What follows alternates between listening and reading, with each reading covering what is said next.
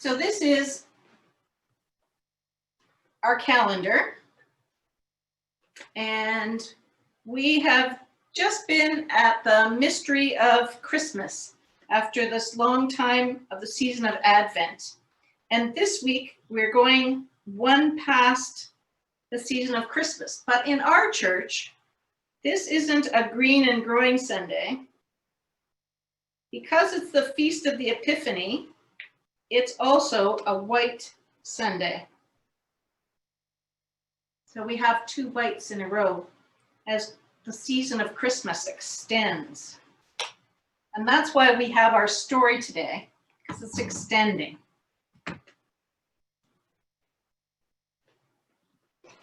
So there was once someone who said such wonderful things and did such amazing things that people began to follow him.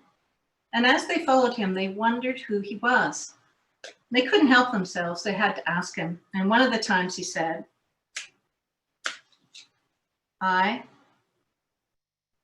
am the light."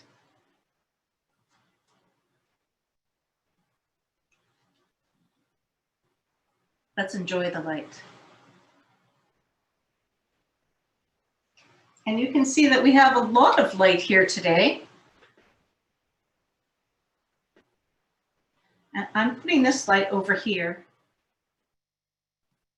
on the Christmas part of our story. So during the season of Advent, the time of getting ready for the mystery of Christmas, on the first Sunday, we remember the prophets pointing the way to Bethlehem, saying, "Stop, listen, pay attention. Something incredible is going to happen in Bethlehem." And here's the light of the prophets. On the second Sunday in Advent, we remembered the Holy Family, Mary and Joseph, on their way to Bethlehem to be counted by the Roman soldiers. And Mary was about to have a baby, and it was a long way to go. So some of the time, Mary rode on the donkey. But when you're about to have a baby, it's pretty hard to ride on a donkey. So some of the time, she got off and walked. And we remembered they must have been one of the last people on the road to Bethlehem that night. And there's the light of the Holy Family. And on the third Sunday in Advent, we remembered the shepherds who were looking after their fields at night. And suddenly there was a great light, so bright that it hurt their eyes. Their hearts started to beat in their chests. And when they could hear over the sound of their beating hearts, they could hear singing. And they were afraid. And I would be too. But then they listened to the words. And an angel said to them, "Fear not. I'm bringing you good news of great joy for all the people." And as they listened further, the whole angel chorus began to sing, "Glory to God in the highest, peace on earth, goodwill to everyone." And when the angels were gone away, the shepherds said to each other, "Let us go into Bethlehem and see this child that will change everything." And here's the light of the shepherds. And on the fourth Sunday of Advent, and today on Epiphany, we remember the three kings, the wise ones, the Magi, who lived far away in the east. They were so wise that people thought they were magic. In fact, that's where our word magic comes from. In their word language, magi became our word magic.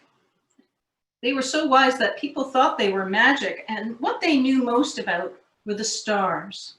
They knew where every star was in the sky at every time of the year. And so people would come to them and ask them when the best time would be to plant their crops or to go through the mountains, through the snowy paths so that they could get through, or when the best time was to take a ship and a boat out onto the waters. And then one night, they saw the wild star. And it wasn't on any of their star maps. And it moved. So they decided that they would follow the star. They were far away in the east, and it took a long time to come. So the three kings were late. The Magi were late. Every year they're late. We remember them on Epiphany, which is January 6th.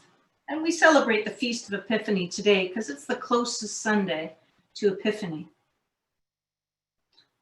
When the three Magi reached the land where Jesus was born, they went to see the king of that land, Herod, in his palace in Jerusalem, and they asked where the king of the Jews would be born because they had seen his star in the east and had followed it.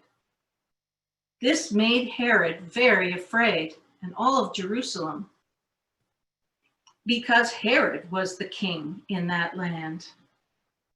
But he didn't say anything. He asked his royal wise people where the baby that was to be king was to be born. And they looked in the words of the prophets that pointed to Bethlehem. And so they told the wise ones that the baby was to be born in Bethlehem. Herod the king told the wise ones to come back and tell him when they had found the baby. So the three kings set off towards the little town of Bethlehem. And when they reached the place where the child was, their hearts filled with joy. And when they went in, they knelt down and they adored the child. They were full of wonder and joy. And they brought with them gifts for a king. They brought gold,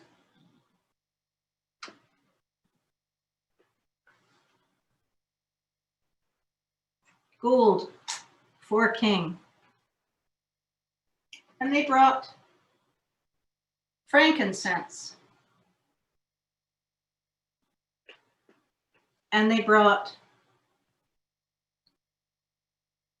myrrh. Things that were very expensive and very precious.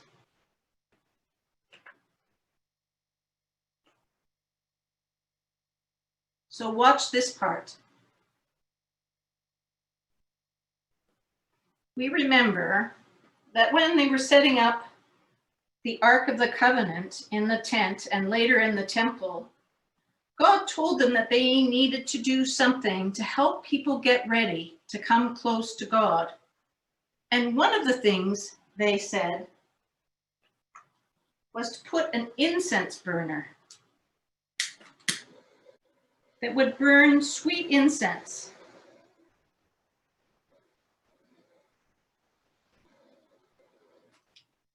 And help people get ready to get close to God. And in the Holy of Holies, they burnt precious frankincense. This is very light. And it looks like a little stone, but it sparkles with all its facets. And this was from the sap of trees far, far away in the desert lands. They would make little cuts in the tree and the sap would come out and they would harden and they would harvest this. And then it would be traded. In fact, in those days, frankincense was more precious than gold. So when they took the frankincense and put it in the incense burner, at first, needs a little more heat. At first, it would burn with a black smoke.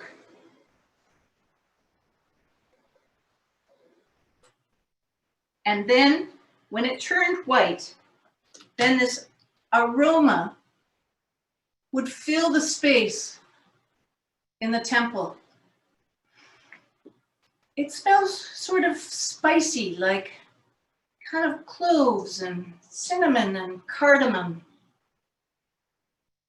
And it's an analgesic, as well as something that is purifying. And so one of the gifts of the king was the gift of frankincense to recognize the divinity of the child.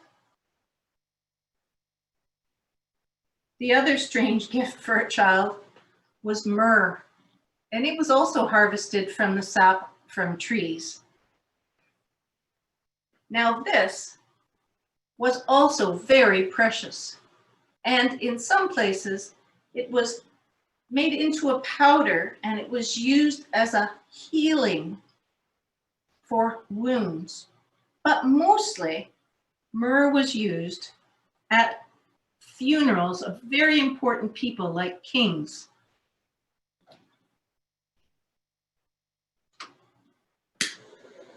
Let's burn the myrrh.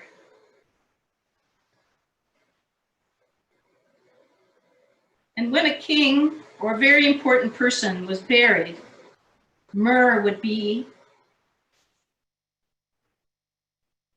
burned in the tomb. So, ooh, that smells quite different than the frankincense. Oh, it smells sort of bitter and sweet at the same time.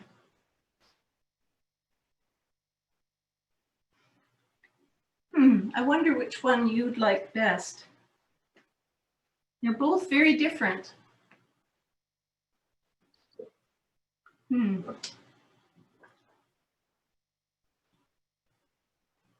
So the gifts: gold, frankincense, and myrrh for the child.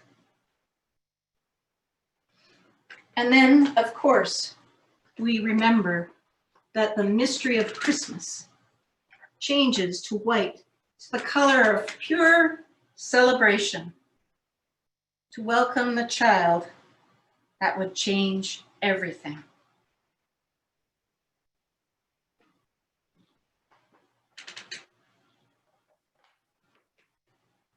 This is the light of the Christ child.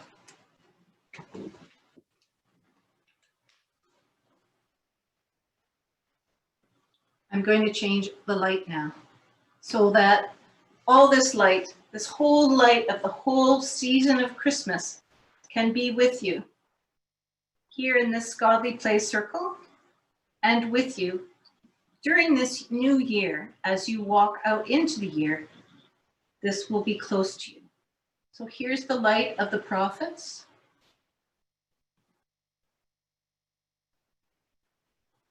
of the Holy Family,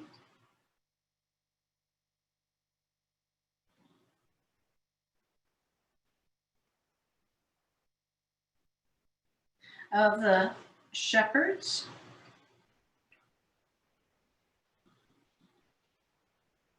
the light of the Magi,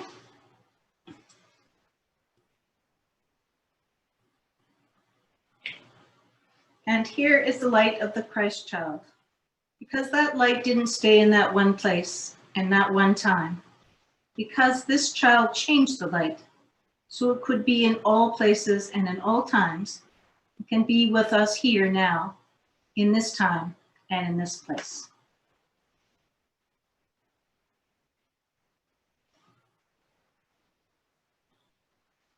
So as the light thins out, it's still there, even though we can't see it.